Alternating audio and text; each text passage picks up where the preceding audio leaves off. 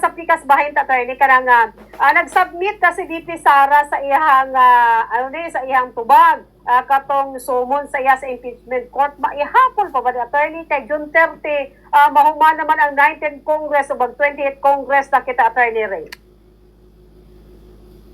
Well, mulampas yun sa June 30, no? Pumbed na. It's mukhang imposible ning mahuman ang pagtaral sa ihadya sa Senado, no? Tungod kay limitado na kayong oras, no? Kaning pagpresentag ebidensya, pag cross-examine, mutubag pa ning prosecution diya sa iyang answer, no? Napa siya remedyo sa Korte Suprema nga antud karon o pa na desisyonan sa Korte Suprema. In fact, kanang issue nga mutabok ba na siya, usa na siya ka legal issue.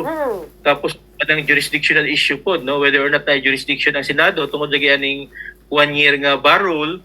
So kana i-resolve na sa atong Korte Suprema daghang mga issues nga kung kita mo tan-aw kaning ang mo decide ani ang 20th Congress na jud.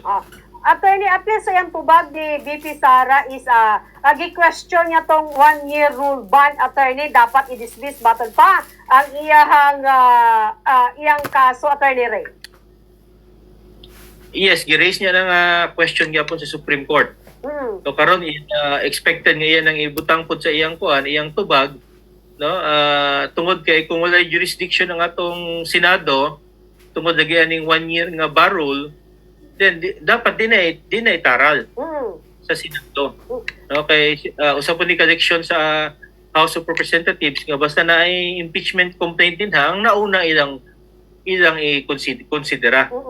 Na tungod kay gibuhat man gud din na wa nila gi-consider ang una no. Ang ilang i-consider ikaupat no nga impeachment complaint. Attorney, wala ba yung rules, attorney, sa Supreme Court pila ka bulan nga dapat ang usa ka petition motion ba nga ilang desisyonan kay una-una February pa man to mga motion nila, attorney, katong gi-question 1 year rule bar, then katong may legal ba or constitutional or dili until now pila na ka bulan, attorney, wala pa decision ang Korte Suprema. Well, mga tanaw na to, usa ni siya ka murag messaging no sa atong Korte Suprema. Nga ilan ning hinuhuna-unaon maayo tungod kay kani manggod ang kanang impeachment usa man na siya ka political trial pod. Di lang yun siya ka nagilingon nga legal o judicial trial. So kung moingon kag political trial, normally no mumbued na no ginastudyuhan man ni sa law school as a general rule ang mga korte di na basta-basta mohilabot. No? Mo nang general rule no maski kinsang mga ni-eskwela balaod no sa constitutional law basta political questions as a general rule dili mo interfere ang Korte Suprema. Na exception din habong bued na no dahil sa Article 8 Section 1 sa atong Batakang Balaod except no kanang ginaingon sa atong constitution nga grave abuse of discretion sa in English pa. So in short, grabing pagkasayop, no? Pero kada mga normal nga mga pagkasayop, no, mga judgment call di na hilabtan sa atong Korte Suprema. Mo na ang consistent nga mga ruling sa atong Korte Suprema. No, general rule basta political questions di na sila mahilabot. Exception basta ang pagkasayop, sobrang pagkasayop. Kada mga judgment call no sa atong mga senador di na hilabtan, no, sa atong Korte Suprema. Mo man ang doktrina nga gitudlo sa mga abogado no sa atong Korte Suprema based sa ilang desisyon. So most likely ilagya po ng sundon nga doktrina dinhi sa kaso ni VP Sara.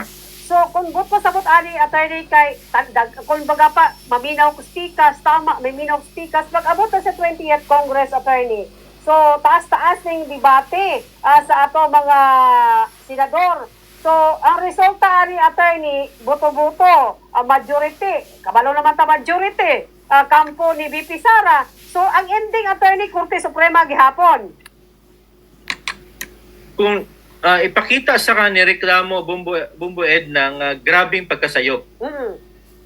No? Kay kung ang sayop is siguro political reason, no? Di na hilabtan. No?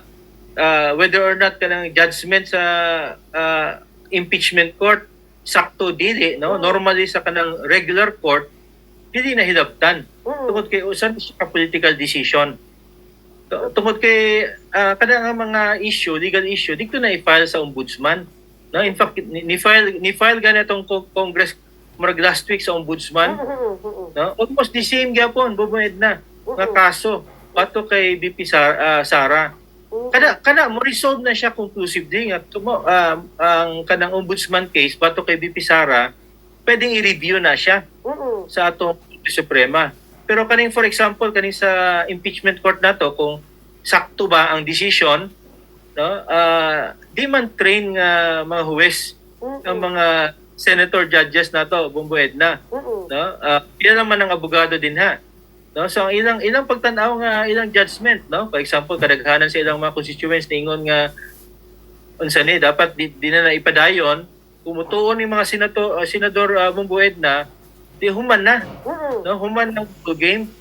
So kani siya political exercise yun ni siya, no, ipakita ang mga ebidensya but whether or not tama ning decision sa atong Senado, no, kanang ilang pagboto di na hilabtan sa atong Supreme Court. Ang hilabtan sa atong Supreme Court kaning giningon nga proseso sa impeachment, no, sakto bago na siya kaning mutabok bago na sa 20th Congress, no, interpretation sa kanang pilang mubutar na mention na sa atong Korte Suprema. Pero kung ang pag-decide sa atong impeachment court tama o mali, wala na sa jurisdiction, no, sa atong Korte Suprema tungod kay ang sa atong Batakang Balaod ang impeachment court siya ang naay kanang sole, no, exclusive jurisdiction, murag final na siya nga decision as a political question.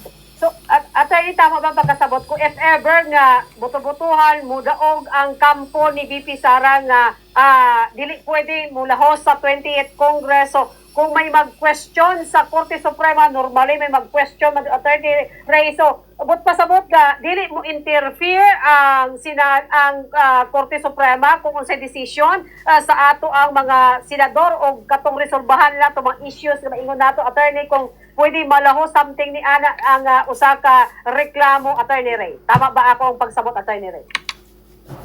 Kung ako mo tanaw, no, personally, sa proseso man na siya, no, bumbued na, kumutabok o dili, no, usa na siya ka constitutional legal issue. Wala pa man nila gibutuhan din na kung guilty o dili si BP Sara. No, ako na mention ganiya katong guilty or not. Nga dili gidabtan sa atong Korte Suprema kung guilty or not based dito sa ebidensya. Pero kaning proseso nga mutabok o dili, usa ni siya ka legal constitutional issue nga pwedeng hilabtan, no, sa atong Korte Suprema. Ako na ang personal opinion, no, tungod kay kana siya i-clarify, no, sa atong Korte Suprema in an actual controversy whether or not mutabok o dili. Okay, first impression man ni siya kung buwed na wa man ni na-raise before sa ubang mga previous nga impeachment, no. In fairness sa atong mga senador po, nila ni gina-navigate kung saan nito settle mo ganin ni kuha sa certification sa 20th Congress para di na ma-raise nga issue sa kampo ni BP Sara. Ang 20th Congress musugot, no, nga ikuha nila ilang i-carry over.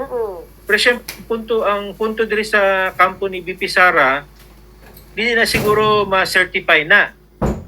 Okay, usa na siya ka void, illegal nga kaning impeachment. Usa na siya ka legal issue tungod kay kanang pag-certify man gud bumbued na sa in English pa, usa na siya ka ratification sa action sa 19th Congress, no, gina-ratify sa 20th Congress ang action sa 19th Congress. Pero expectedly ang kampo ni BP Sara ilang posisyon din ha, dili na siya ma-ratify, no, tungod kay na violation na sa 1 year nga bar rule. So diha na dapat i-resolve na sa atong Korte Suprema, no, at a proper time tungod kay sa prinsipyo sa balaod, no, kung mingon kag void man god o illegal, di na siya subject sa ratification. Mo nang prinsipyo mumbued na. So medyo ni kuan na, no, ni develop ang complication sa impeachment, no, nasa kamot sa mga abogado. O pag nagkakanda sa Senado gikuan na, no, daghang mga procedural issues nga na-raise tungod lagi nga unique pud ang issues nga present dinhi sa impeachment case kay bato kay BP Sara. at least attorney no kay sa kadagdagan ng mga impeachment nga gi-file murag kining impeachment ng VP Sara pinaka-controversial attorney Ray karang wala pa nagtaker sa mga issues main concern sa mga ebidensya sa rules pa lang attorney diri kung baga daghang mga raise nga gi-question attorney Ray. Well, unique siya tungod kay sa previous mga impeachment rin sa Pilipinas, no? Except siguro kay President Erap. Ang uban di man mga politiko, bumbued na. Not sa panahon ni President Erap, di naman popular si President Erap that time. No, people power pa gani. Pero sa case ni BP Sara, kusog ang following. No? Na-following si BP Sara. In fact, yung mga kandidato sa last election, nag-number 1 gani. So, mukalma din hang atong mga senador tungod kay labi ng uban sa isa due for election sa 2028. So, nakalainan no, kay BP Sara, kay kung kaning si Vice President Sara, unpopular ni siya pumued na, paspas pa na sa alas 4. Nagdagan na ng impeachment trial sa Senado. Pero tungkol kay popular siya, tapos usa ka political question ni siya, hinay-hinay ang mga senador no, sa pag-conduct sa trial. Attorney Ray, daghang salamat Attorney Ray ha sa oras sa gihatag mo sa buwa diri sa Bombo Radio na pagkaruhan ang pipila ka mga issues Attorney Ray og katong nahitabo dito sa Middle East og kining issue regarding kang BP Sara Attorney Ray. Daghang salamat Attorney Ray Cartuhano. Yeah, anytime no, mumued na. Okay, daghang salamat. God bless Attorney Ray og maring ingon nako mga kabombo nga issues nga mga naakaron diri sa ato ang sa palibot komunidad